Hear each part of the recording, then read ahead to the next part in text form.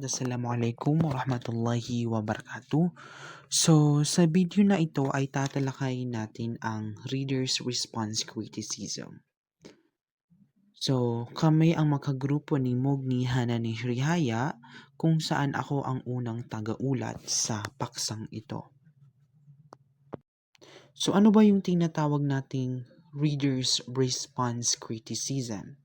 Okay, reader response criticism emphasizes the active participation of readers in creating meaning, asserting that literature is a performative event and that understanding arises from the interaction between text and a reader.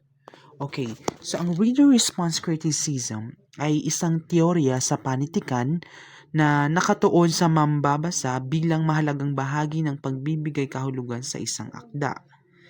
Hindi ito naniniwala na ang kahulugan ng panitikan ay ganap ng nakapaloob sa teksto o sa intensyon ng may akda lamang.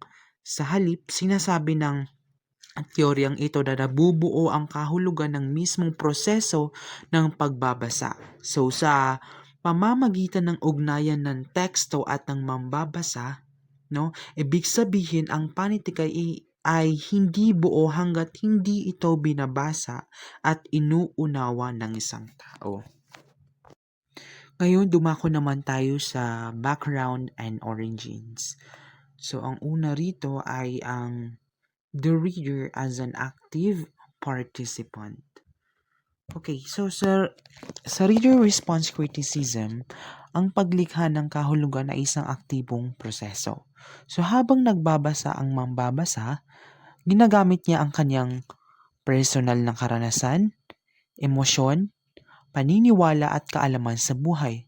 So ang mga elementong ito ang humuhubog sa kanyang interpretasyon ng akda. Okay, halimbawa, kapag nagbasa ang dalawang tao ng isang kwento tungkol sa pagkawala ng mahal sa buhay, ay maaring dalawa ang maging interpretasyon nito. Una, so ang taong nakaranas ng pagkawala ay maaring mas makaramdam ng lungkot at pagdadalamhati. So sa isa naman is ang taong hindi pa nakakaranas nito ay maaring mas magtuon sa aral ng kwento, di ba? So makikita rito na magkaiba ang kahulugan kahit iisa ang tekstong binasa. So dito tayo sa active engagement. Okay, reader response criticism asserts that readers are not passive consumers. Instead, they actively engage with text, shaping meanings through their unique experiences and perspectives during the reading process. So, ayon sa reader response criticism, ang mambabasa ay hindi pasibong tumatanggap ng impormasyon. Sa halip, siya ay nag-iisip, nagtatanong, or nagbibigay ng sariling interpretasyon. So habang nagbabasa, ang mambabasa ay aktibong bumubuo ng kahulugan batay sa kanyang sariling pananaw. Okay, halimbawa, sa pagbabasa ng nobela, maaring ituon ng isang mambabasa ang pansin sa mga tauhan. Pwedeng ang iba naman ay mas mapapansin ang tema o aral ng kwento. So pinapakita nito na iba-iba ang focus at interpretasyon ng bawat mambabasa. Yan yung sa active engagement. Ngayon, sa performative literature. Literature is viewed as performative art, meaning that it exists and takes shape only when read, creating the dynamic interaction between the text and the reader's personal interpretation. Okay, dito naman sa performative literature or panitikan bilang isang performance. So, tinuturing ng teoryang ito ang panitikan bilang isang performative art. Nangangahulugan na nabubuhay ang akda sa mismong oras ng pagbabasa. So, ang bawat pagbabasa ay isang bagong performance. Okay, halimbawa, ang isang tula ay maaring magdulot ng saya sa isang masayang mambabasa at pwedeng magpaluha sa isang taong may pinagdadaanan. So dahil dito, nagiging dinamiko at buhay ang panitikan. Okay, yan yung sa performative literature. Okay, maliwanag. Okay, sunod naman is ang rejecting fixed meaning. So, it says that this approach challenges the notion of inherent meaning in text, emphasizing that meanings are created during the reading event, allowing for diverse interpretations based on individual reader experiences. Ayan. So, hindi sinusuportahan ng reader response criticism ang ideya na may iisa at hindi nagbabagong kahulugan ang teksto. Sa halip, pinaniniwalaan nito na ang kahulugan ay maaring magbago. Depende ito sa panahon at karanasan ng mambabasa. So halimbawa, ang isang kwento na binasa mo noong ikaw ay bata pa ay maaring simple lamang noon. Ngunit kapag binasa mo ito muli bilang matanda, no, maaari mong makita ang mas malalim na tema at mensahe. Yan yung sa rejecting fixed meaning. So, klaro. Ayan. Okay, so proceed tayo sa core concepts, no? The understanding the key ideas of reader response criticism. So, una narito ang transactional meaning. Okay, meaning is created through the interaction between the reader and the text, reflecting individual experiences and perspectives during reading. Okay, ito dito tayo sa transactional meaning, ugnayan ng teksto at ang mambabasa. So, ang kahulugan ay nabubuo sa interaksyon ng mambabasa at ng teksto. Hindi sapat ang teksto lamang at hindi rin sapat ang mambabasa lamang. Okay, halimbawa ay ang parehong tula ay maaring magbigay ng pag-asa sa isa at kalungkutan sa iba. Okay. Sunod ay ang active reading. Literature gains significance only when engaged with by a reader, highlighting the dynamic process of interpretation in real time. Okay, so ang panitikan ay nagiging makabuluhan lamang kapag ito ay binibigyang pansin at inuunawa. So, ang pagbabasa ay hindi mechanical kundi isang proseso ng pag-iisip at pagdama. Alright. So, next ay ang reader's influence. Personal associations shape how a reader interprets the text, emphasizing that each reading experience is unique and subjective. Okay, ito yung impluwensyo ng personal na karanasan. So, malaki yung papel ng personal na karanasan sa paghubog ng kahulugan ng akda. Okay, halimbawa ay ang kwento tungkol sa pamilya ay maaring maging masaya para sa may buo at masayang pamilya at maging masakit para sa may problemang pamilya. Alright, so dito tayo sa the reader's role.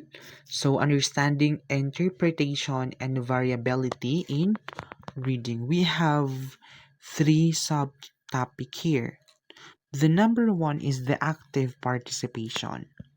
So, readers engage actively with text, constructing their own meanings influenced by personal experiences and associations during the reading process.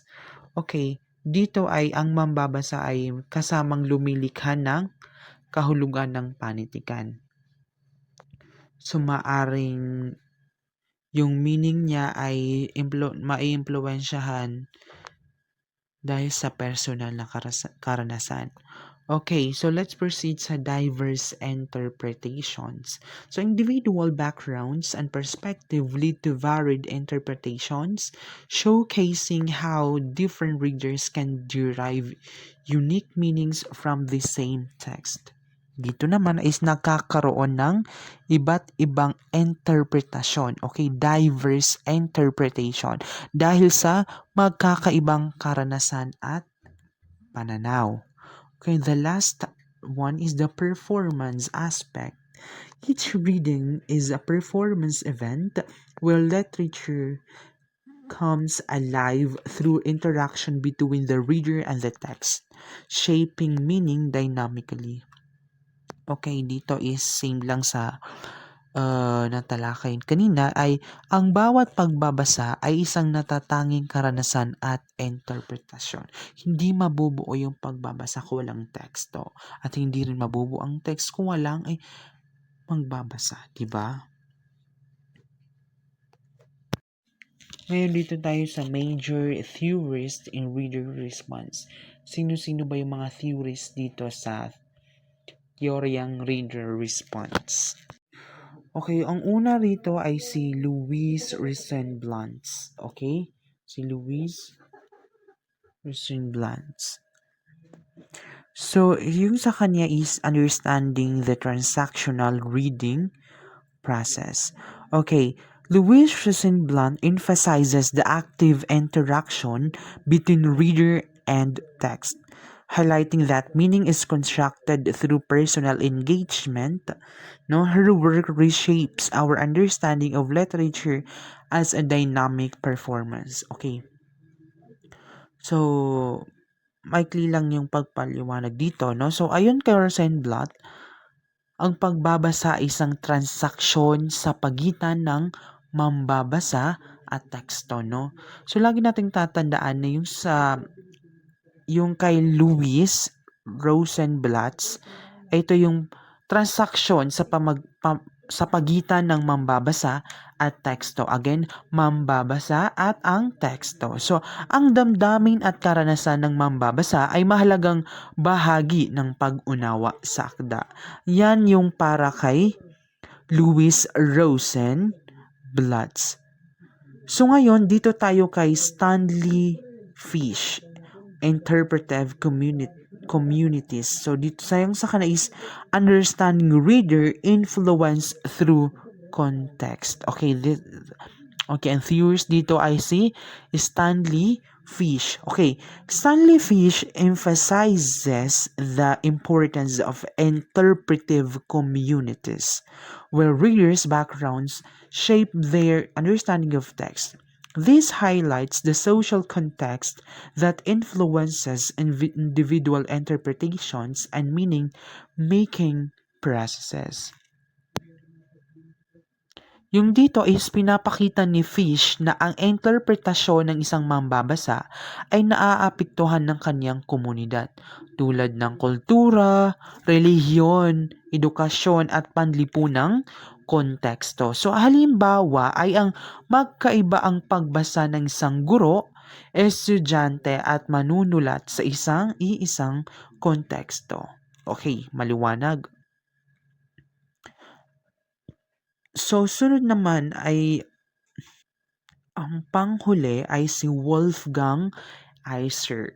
Yung sa kanya is dialectical reading, no? Understanding subjectivity in interpretation.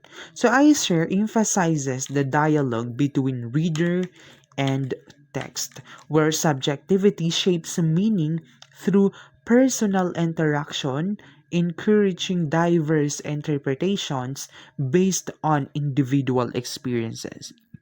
So, binibigyang diin ni Iser ang dialogo, okay, dialogue, sa pagitan ng mambabasa at ng teksto. May mga bahagi sa akda na hindi ganap na ipinaliwanag, kaya ang mambabasa ang pumupuno sa kahulugan gamit ang mga imahinasyon. Okay, so creative dito yung mambabasa. No, may mga hindi ganap na pagpapaliwanag kaya yung mambabasa ay pinupuno niya or binibigyan niya ng um, malinaw na pagkakaintindi gamit ang kanyang mga imahinasyon. So, yaan yung mga theories, major theories sa reader response criticism. Okay, so bago natin i-close o tapusin no ang aking talakayan sa parte ko no. So sa reader response criticism, ang panitikan ay hindi lamang tungkol sa isinulat ng mayakda.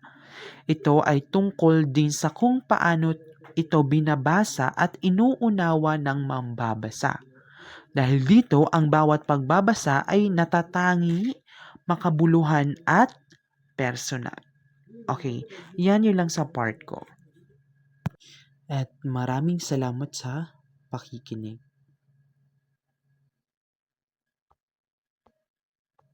Assalamualaikum warahmatullahi ta'ala wabarakatuh. So, ako nga po pala si Hana ni Shihaya P. Mugni at ngayong araw ay ating tatalakayin ang 5 pop culture kung saan susuriin natin ito gamit ang Reader's Response Criticism or Theory. Alright, so magsimula tayo sa mga serye ng pelikula o movie. So, ang halimbawa dito ay ang pelikulang Star Wars, kung saan sinasabi na ang pagsusuri dito ay kumbaga titingnan kung paano ba nag-iiba ang pagtanggap at interpretasyon ng mga fans o manonood sa mga karakter at plot twist batay sa kanilang mga naunang karanasan sa comics, pelikula o sa mga issue sa tunay na buhay.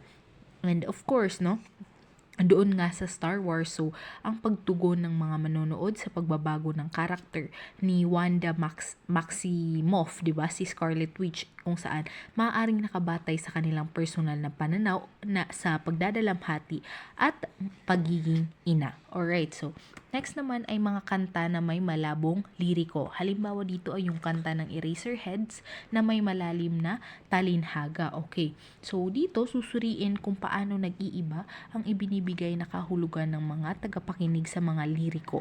Ang isang linya ay maaaring tungkol sa pag-ibig para sa isang tao, habang para sa iba, ito ay paglalarawan ng paghihirap ng bansa batay sa kanilang pinagdadaanan. Alright, so next naman ay ang mga video games na may multiple endings. Halimbawa dito yung The Last of Us.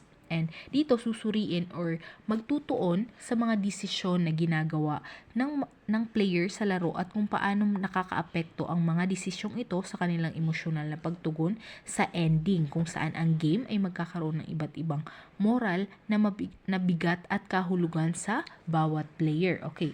So, dito naman tayo sa pang-apat, kung saan ito yung mga viral memes, 'di ba? Alam naman natin na kumbaga sikat na ito sa ating mga Pilipino. So, ang halimbawa dito ay meme na gumagamit ng partikular na imahe o kataga. So, dito ang pagsusuri ay titignan kung paano nagbabago ang kahulugan ng isang meme habang ito ay lumalaganap. Ang isang meme ay maaaring magsimula bilang isang joke, ngunit nagiging komentaryo sa politika o lipunan dahil sa pagtugon at pag-recontextualize ng online community. Alright, so isang halimbawa dito is yung parehong template ng meme kung saan iba ang pagkaunawa at paggamit ng netizen sa Pilipinas kumpara sa mga netizen sa ibang bansa, 'di ba? Minsan may mga jokes tayo or memes tayo dito sa Pilipinas na tayo lang yung nakakaintindi, and doon sa ibang bansa is iba yung interpretation nila kapag nakikita nila yung memes na ito. And then last one is yung mga reality shows at vlogs. Ang halimbawa nito ay ang Pinoy Big Brother or mga vlogs ng sikat na influencer. So dito aalamin kung paano binibigyang kahulugan ng manonood ang persona o pinapakitang buhay ng mga cast o vlogger. Dahil ang reality TV ay madalas na scripted, edited, 'di ba? Pero alam naman natin na sa PBB hindi naman siya scripted, though may mga parts siguro na scripted, no? Ang mga reaksyon at panghuhusga ng manonood ay mismong focus ng pag-aaral. Okay. So, yun nga, let's talk about yung sa PBB, ang paghanga o pagkainis sa isang housemate. Sa PBB ay hindi lamang tungkol sa kanilang ginawa, kundi sa kung paano nauugnay ng manonood ang kanilang kilos sa kanilang sariling moralidad o sa mga tao sa kanilang buhay. Nakakatulong ito kung paano ba iniintindi ng isang tao yung kanyang nakikita. So, doon lamang po nagtatapos. Maraming salamat.